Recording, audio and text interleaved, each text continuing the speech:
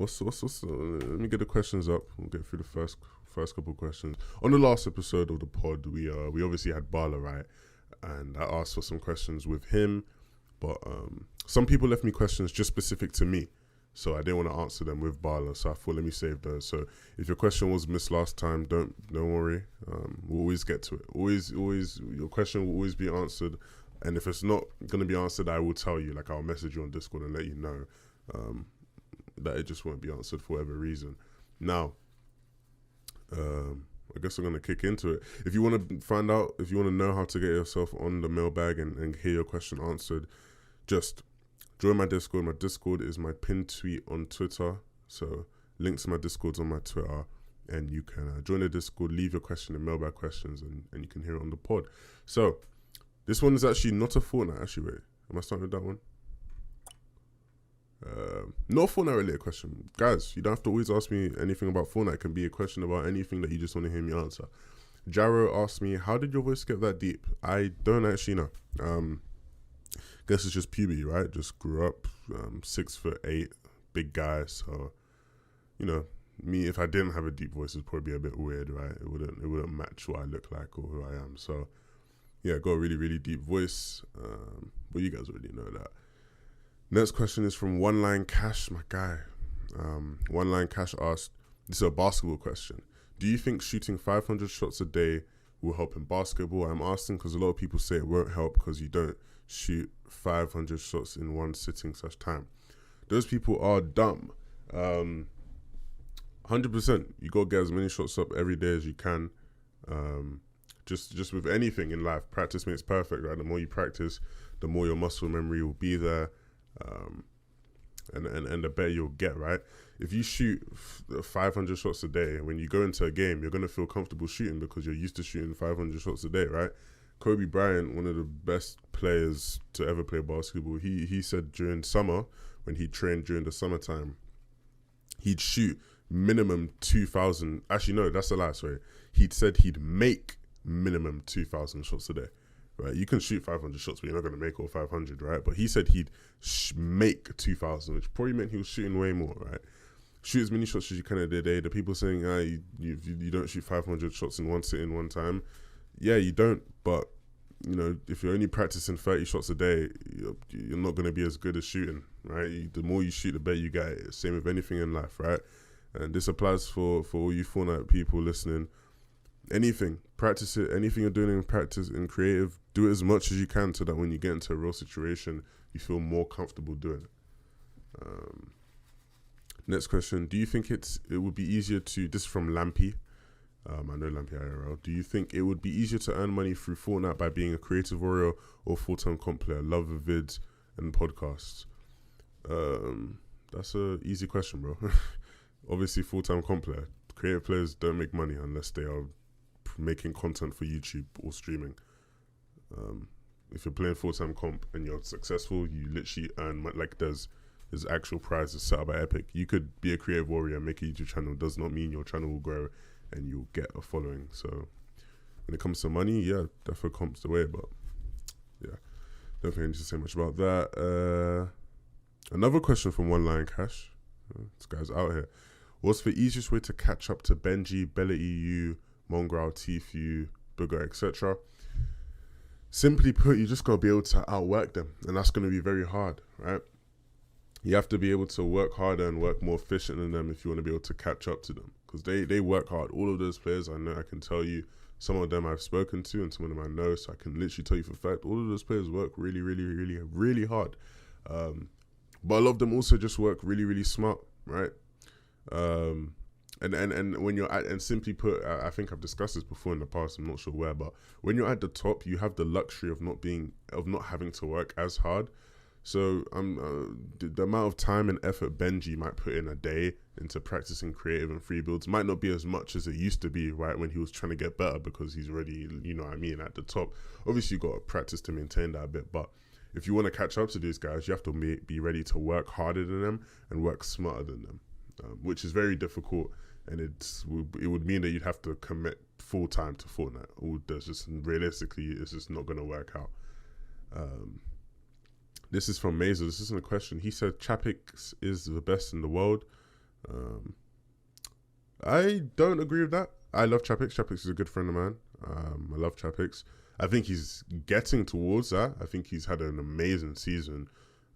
His solo performances, I think you could argue he's the best solo player in EU at sometimes at his best. Obviously, he'd be competing with Benji for that title. I don't think he's the best in the world yet, but I think he's definitely on the path towards there, and his growth has been insane. I remember last season, before Chapter 2, I was saying how he's in the top 5 players in EU, and a lot of people don't realize it. And obviously, this season he's continued to show me that I was right about that prediction. So yeah, shout out to Chapix. Mazer also asked, is it worth changing bands to free up movement keys?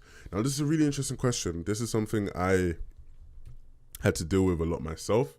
I was thinking, because my bands that I use in game are not movement, like they're not efficient, right, in terms of having the best movement. Give me a second. Yeah, my bands are not the most efficient for movement, etc.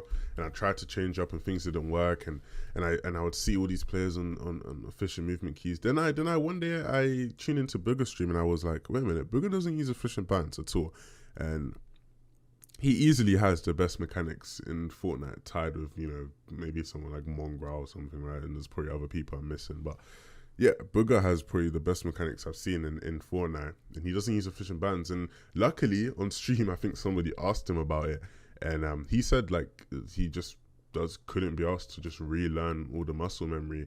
And at the moment, as much as efficient bands and efficient movement bands are great, it's not the difference between being the best in the world, right? Because Booger is probably the best in the world, or at least the best in NA easily. I don't know about best in the world. And he doesn't use it. So I'd say it's not essential. I'd say for someone just learning the game, or maybe if you've taken a long break for comping, you're starting to get back in it, maybe, sure, right? If you're willing to relearn the muscle memories and relearn everything, which will probably take a couple weeks/months, then sure. But like me, myself, I've kind of given up on trying to change my movement bands to be more efficient. I've just decided, hey, I'm going to stick with what I got.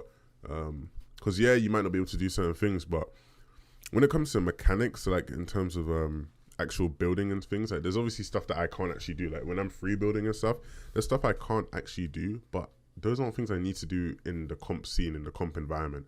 The most important things you should be able to get down are just your editing speeds and how fast you can edit, how fast you can tunnel, and how efficient your tunneling is. And if that's fine, then your band should be fine, in my opinion. Next question from Teeks. Do you think aim assist is broken? Less bloom, less recoil, etc. And should controller players have their own cash cups? Should controller players have their own cash cups? No. I understand why people want them to, but no, I don't like. The more splitting in things that they do, the less money there is to each region. And obviously, all the players are going to complain there's less money, but then they're the same people who are going to want a split cash cup. But hey, do you think aim assist is broken? Yes, I think it is broken.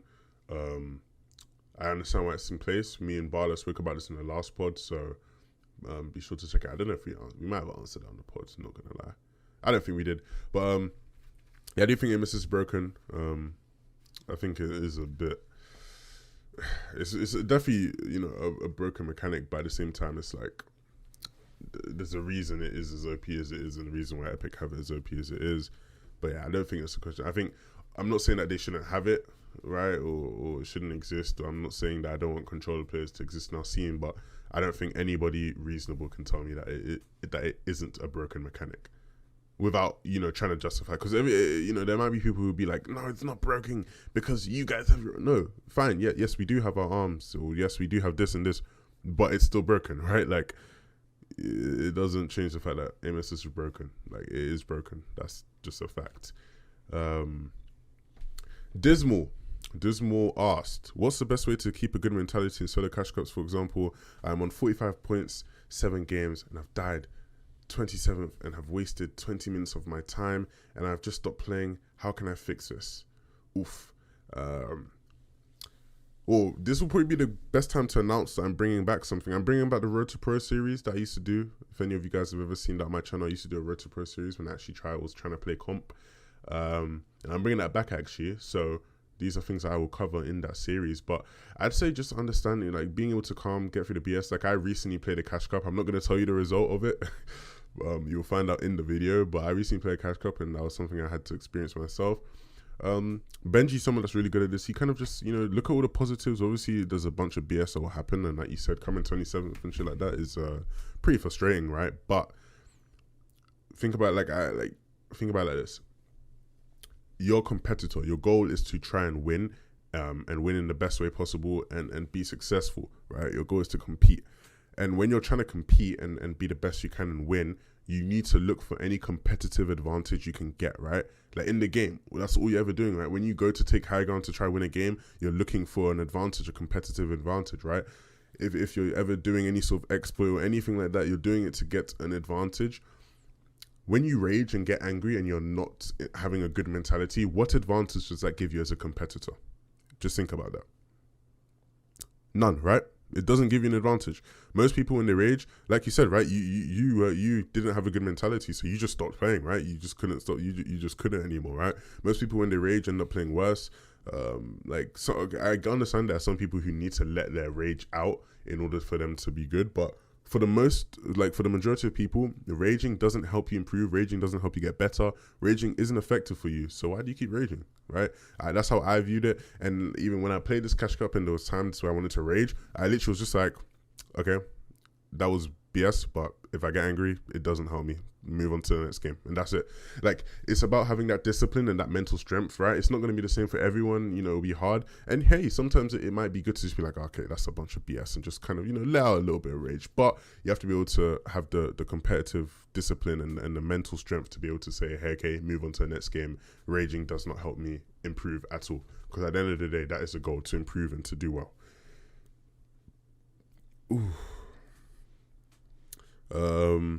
Final question from my guy, Somebody's Gun. We're about to hop out. We're about to hop into the segment with Somebody's Gun. But he's left the question. Somebody's Gun said, "What's your favorite holiday?"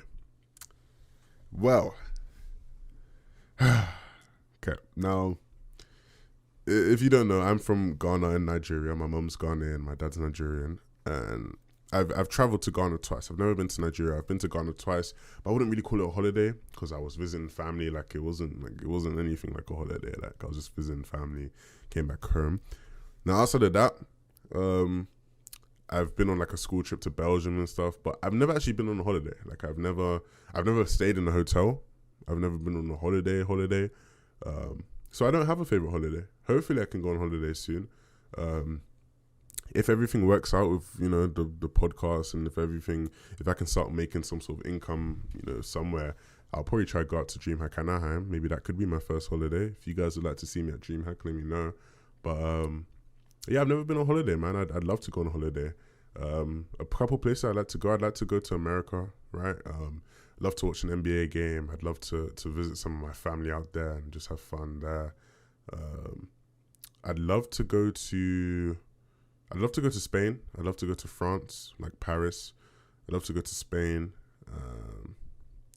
Where else would I like to go? I'm not giving specific places because even within America, there's different places I'd want to go to, and with some countries, different places. But I think I'd probably like to go to maybe like Tokyo or something. I feel like Tokyo would be pretty lit to go to. But I'd have to put in some more thought. I'd love to go to Greece, Santorini, Greece. That's one place I'd love to go to. But yeah, I've never been on holiday, so hopefully I can go on one soon in the next couple of years. Maybe after my A-level exams, I can go on holiday. But yeah, man, that was good. Good mailbag. Be sure to leave more questions